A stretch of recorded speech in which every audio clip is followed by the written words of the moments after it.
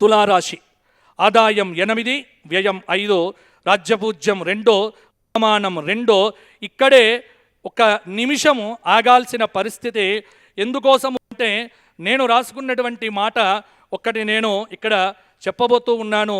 మనం అందరం కూడా ఎదురు చూస్తున్నటువంటిది ఏమిటి అంటే మరి గౌరవనీయులైనటువంటి ముఖ్యమంత్రి వర్యుల వారిది ఏమిటి, వారి యొక్క నక్షత్రం ఏమిటి, వారి యొక్క రాశి ఏమిటి అనేటువంటిది. ఎందుకంటే రాజుది చూస్తేనే రాజ్యం బాగుంటుంది.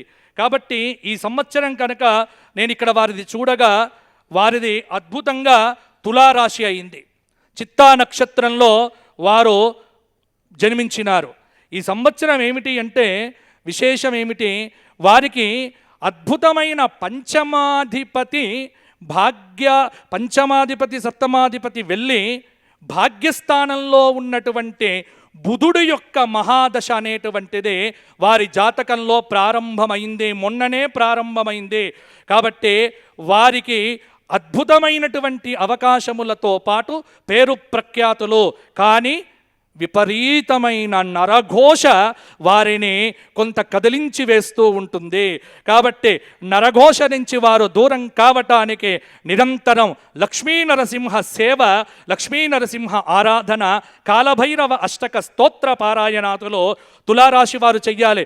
ఎందుకోసమంటే తులారాశి వారికి ఈ సంవత్సరము అద్భుతమైనటువంటి ఫలితాలు కలగబోతూ ఉన్నాయి. అలాగే తులారాశి ఆదాయం 8, వ్యయం 5, రాజ్యపూజ్యం 2, అవమానం 2. కాబట్టి తులారాశి వారికి ఈ సంవత్సరము తిరుగులేదు.